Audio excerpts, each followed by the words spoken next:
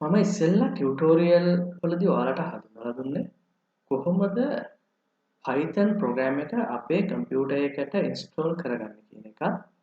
Visual Studio Code IDE එක use කරලා කොහොමද Python කෝඩ් එකක් අපේ මැෂින් එකේ පහසුවෙන් ටයිප් කරගන්නේ කියන එක.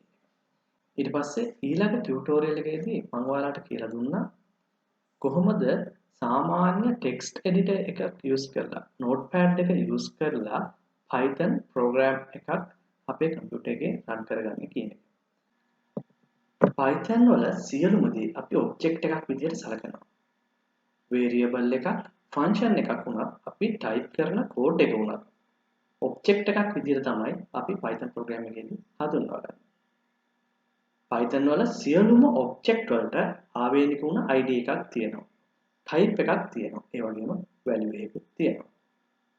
ID එක තමයි මේ ඔබ්ජෙක්ට් එක හඳුනා ගැනීම සඳහා අපි පාවිච්චි කරන්නේ. ඒ වගේම type එක ඔබ්ජෙක්ට් එක අඩංගු වෙලා තියෙන class එක මොකක්ද කියලා අපිට පැහැදිලි කරලා දෙනවා. අපි සරල උදාහරණයකින් බලමු කොහොමද මේ ඔබ්ජෙක්ට් එකක් ක්‍රියේට් කරගෙන ඒ values ටික අපි පාවිච්චි කරන්න කියන එක. value එක කියන්නේ ඒ ඔබ්ජෙක්ට් එකේ තියෙන content එක. අපි ඔබ්ජෙක්ට් එකට assign කරන value එක තමයි value එකක් කියලා කියන්නේ. අපි බලමු example එකක් මාර්ගයෙන් කොහොමද මේ දේවල් පැහැදිලි කරගන්නේ කියන එක. x කියන ඔබ්ජෙක්ට් එකක් ක්‍රියේට් කරලා ඒ ඔබ්ජෙක්ට් එකට value එකක් assign කරගන්නවා අපි අංක 42 කියලා.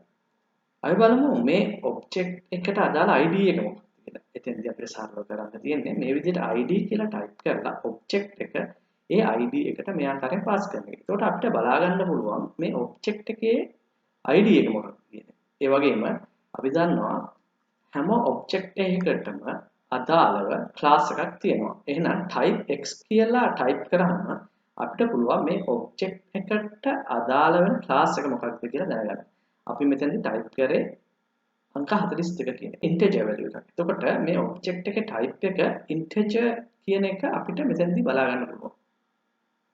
සියලුම variable අපි සලකන්නේ Python වල තියෙන first class object එකක් විදියට.